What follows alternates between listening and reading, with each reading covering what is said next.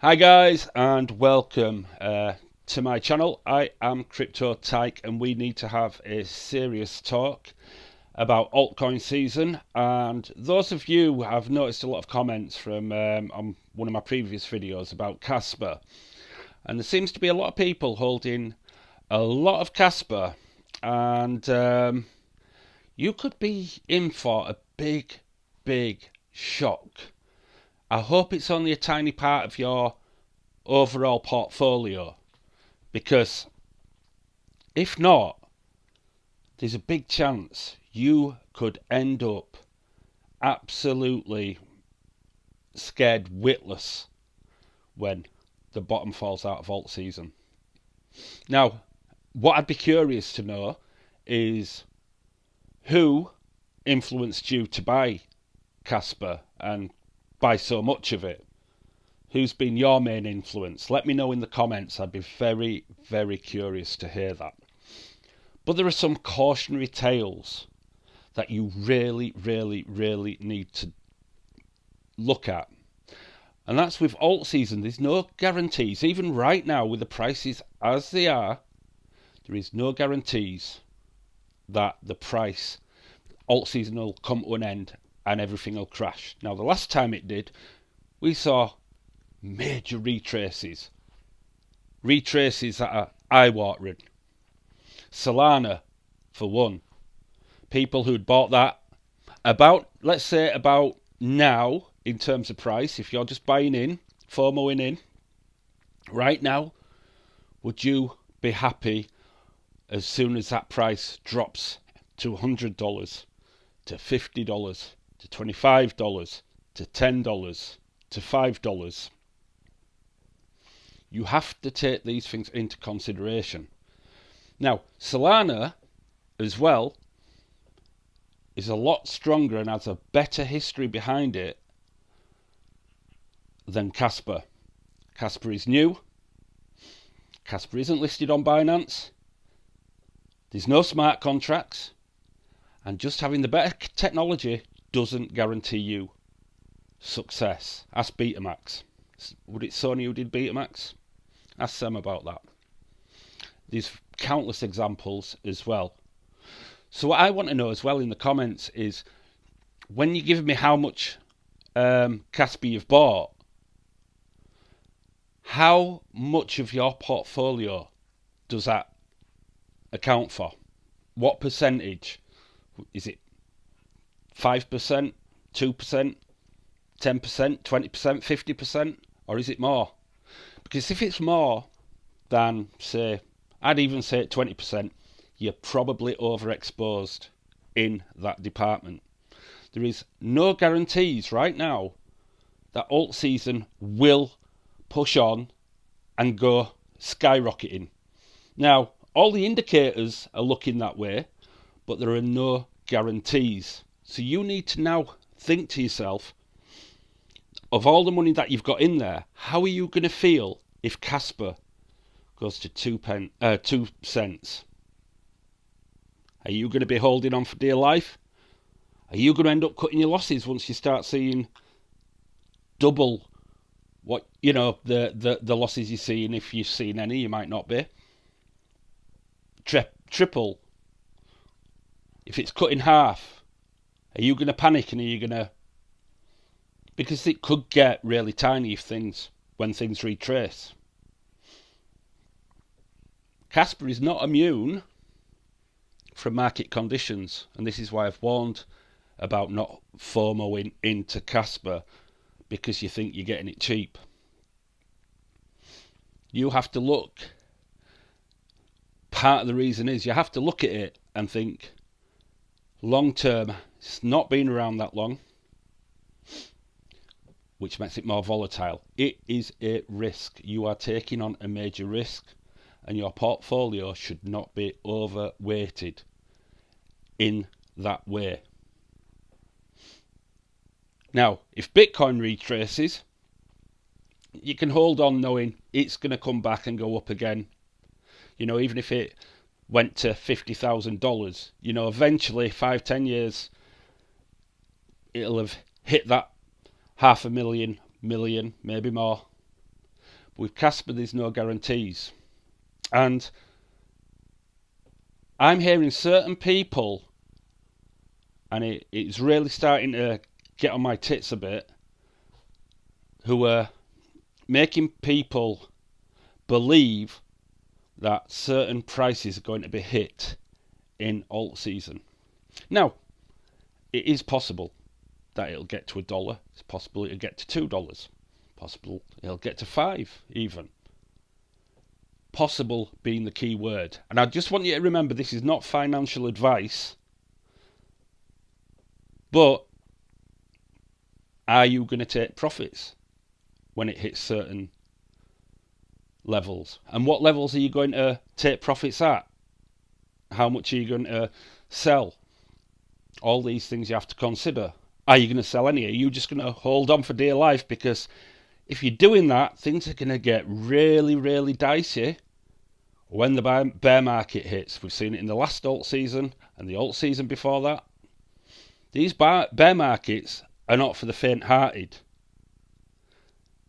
And at the moment, I'm a little bit cautious the way the prices currently are, because we're now hitting that level where there's more risk as you're holding. The more that price goes up and the more you buy in, the higher your average price, the bigger the losses if that rug is pulled. And it is so important. So when I hear people saying things like, I'm going all in, now's the time, it's going to break out any time, go all in, I think that is just absolutely stupid. Sometimes, with Casper, it's a long-term thing. So you have to think from a long-term standpoint. Because I know certain people who are giving that advice have got out too soon, bought at the top and got out too soon when it's been on the recovery to buy CAS with certain things, XRP and Solana and Ethereum being examples. Ethereum can push on. It's more likely to push on than all of the others. So I want you to think how you're going to feel if that price goes up. First of all, right, if it goes up to 15 cents, are you going to sell any? If it goes up to 25, are you going to sell any? If it goes up to 50 cents, are you going to sell any?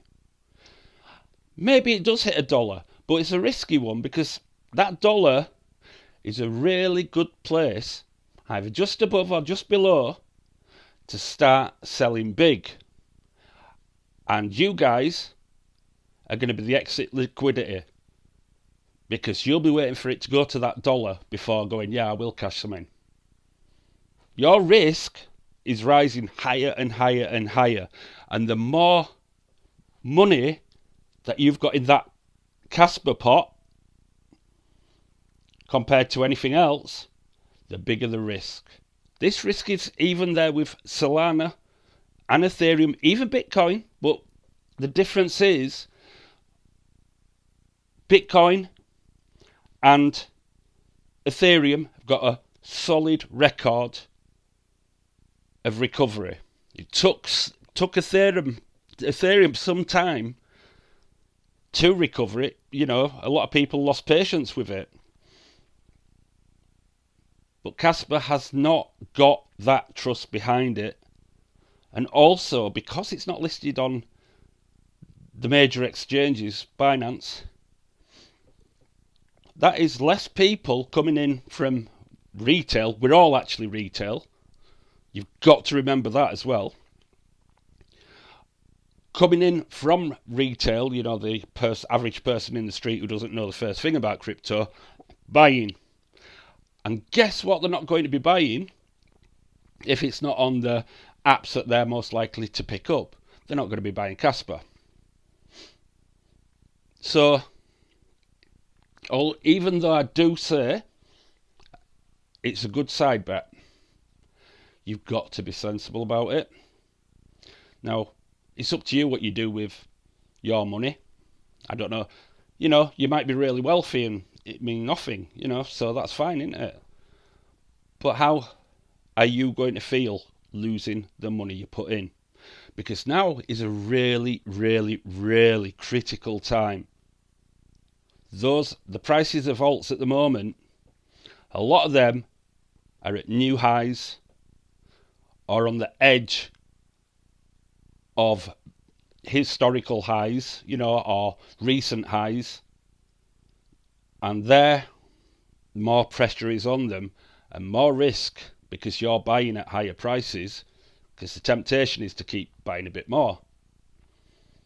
Now, I don't know yet. I'll find out whether I've been a little bit cautious, trimming here and there, just to make sure things are more secure. So, what I mean by that is, when I've made some decent profits in one area, and I'll then pull them into a historically safer coin, that, like Bitcoin, for example, where if it goes down and it crashes, I'm not going to really give a shit, because that is Bitcoin. I'm going to be keeping that forever anyway, because my idea is not to spend it, it's to actually get money from it. But so some of it has been rotated into that, and I'm looking at it cautiously as we go up the levels and taking profits. And it's not easy, because psychology, and that's something, fortunately, that is something I'll be able to share with you a lot more as well, because I understand the kind of triggers and the way we lie to ourselves that everything will be all right. We do. We're human beings, right? We spend most of our time lying to ourselves and trying to rationalize things. And in this market, even though rationalizing things sounds like a good idea or a good thing, it's not. Neither has been irrational. But it's been able to question, well, am I just making myself feel better when I'm saying this? When I'm doing this, or am I just throwing more money into a pot that's never going to give me any money? Because so far there's been a lot of people that have bought a lot of Casper really early, and all they've done is seen losses. In the meantime, Solana, Ethereum, Avax and other things, Chainlink, have all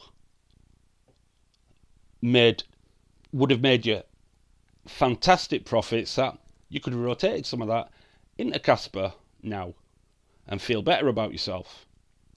But don't listen to people who are just talking about feelings.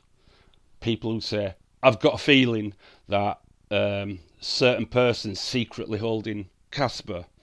I've got a feeling, Michael Saylor's secretly holding Casper.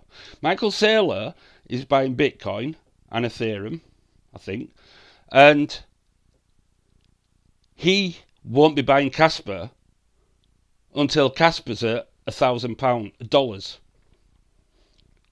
because people like that buy certainties, not gambles. Why? They don't need to gamble. They buy assets pretty much, well, as good as guaranteed to appreciate in value every year. And those certainties are not cheap. So have a think about that, and I'll do another video about alt season, because at this moment in time we are at a very, very critical level where it's a bit unwise to sell everything you've got, but at the same time it's worth evaluating where you're at and what profits you want to take. Now is the time to start working that out if you haven't. And I've just got this bad feeling there's a lot of Casper holders out there who've got no intentions of taking profits in alt season, and what they're going to find is they end up selling to cut losses when it rolls right back down again, because they're like, what the actual fuck's going on? Or they end up selling because it looks like it's going to zero and lose a load of money that way. Or they hold it, and then in 5 years' time, they're looking at their money that they've got in Casper thinking, shit, if only I could have put that on something else, or just something safer, because I can still buy it at the same price I could a couple of years ago. In fact, cheaper. So you've got to be aware of these things. Don't listen to people saying, I'm going all in on Casper. If they're doing that, they're stupid. And I know one particular one who is doing that, and I'd be curious, like I say, to hear from you in the comments whether you're somebody who's, if the name I'm expecting pops up of who most influences you to buy Casper. Well, it might be ChatGPT, I don't know. Is that another one? Because ChatGPT is not infallible, by the way.